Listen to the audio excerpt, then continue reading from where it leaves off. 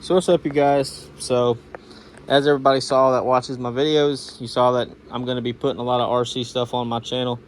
So this is going to be one of those videos. So this is going to be the first one probably for the UDR, because I haven't really made any videos about it, which I probably should have, but it is what it is. But anyways, so I went out and ran it this morning, and I was having some problems. So the problems I was having was I would go, and this is a four-wheel drive truck. It's supposed to be four-wheel drive. The rear axle is locked together, as you can see.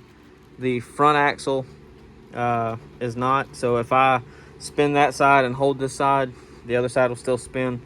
And then if I spin this side one way, the other side will spin in the opposite direction. So the front is not locked. I wouldn't really say it's a limited slip, because it doesn't really, well, I guess it does lock when I accelerate, so they both spin at the same time.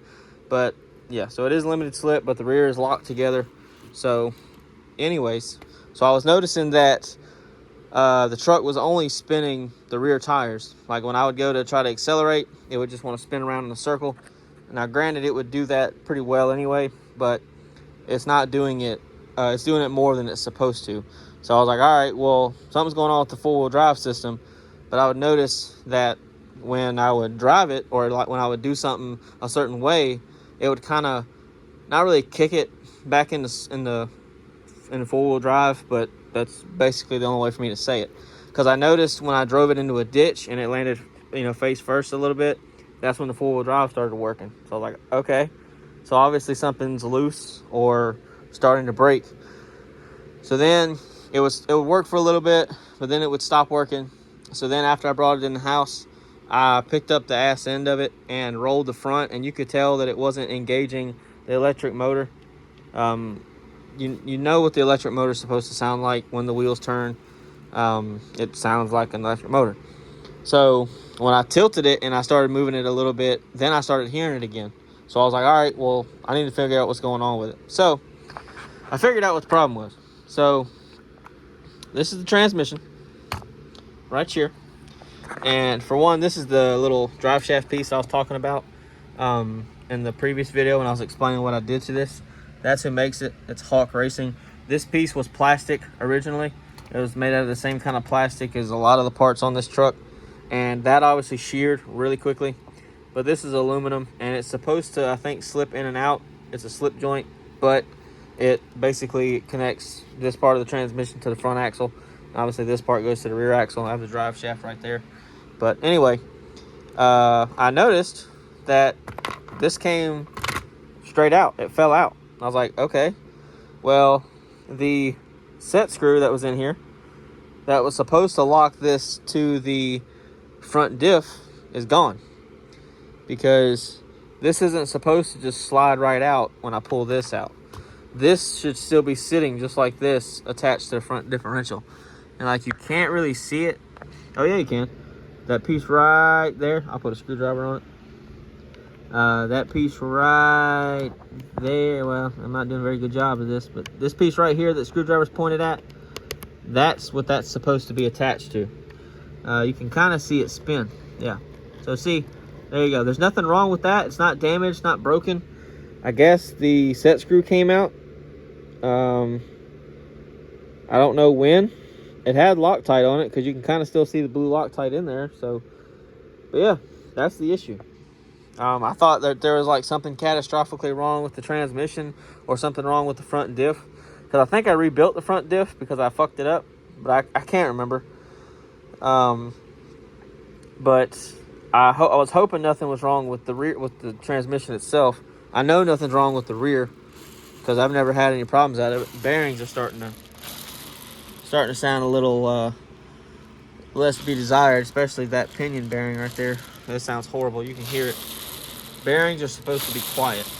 That's not quiet. So I think I have a bearing kit for this, so I probably will replace a lot of that. And I have some marine grease somewhere. There it is. There it is. All right. I do have some marine grease here that I've used in the past. I think I have it in the front diff, and I've never had any problems with it. It's supposed to help repel water. So, this isn't really sealed. It's not like a regular differential where, you can use like silicone or a differential gasket or something like that. to seal the oil from leaking out or the water coming in, but it's going to happen eventually. So yeah, and that's just from, more likely from just abuse and from just driving it all the time and water, because I have washed this off. You can see that it's still kind of wet. But yeah, so that's really all the issue is just that. But I can see some metal. So obviously when it came out, you can see there's like a dent right there.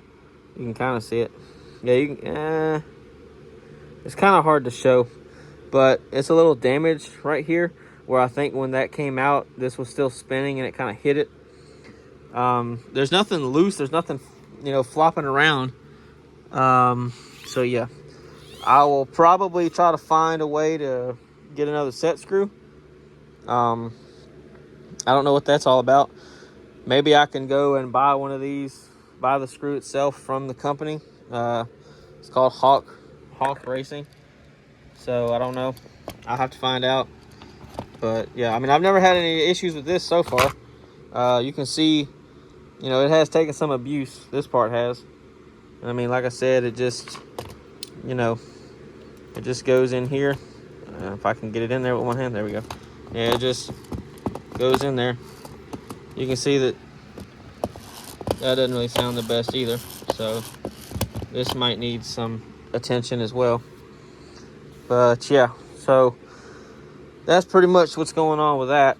I will give an update when I figure it out. Maybe if I can find a better solution, because I could have swore that I put Loctite on that, but like I said in the previous video when I was explaining all of the stuff I've done, it's been about 2 or 3 years since I've done this part specifically, so I really can't remember.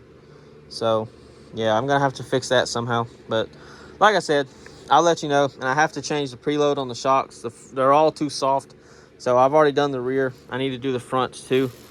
That wheel,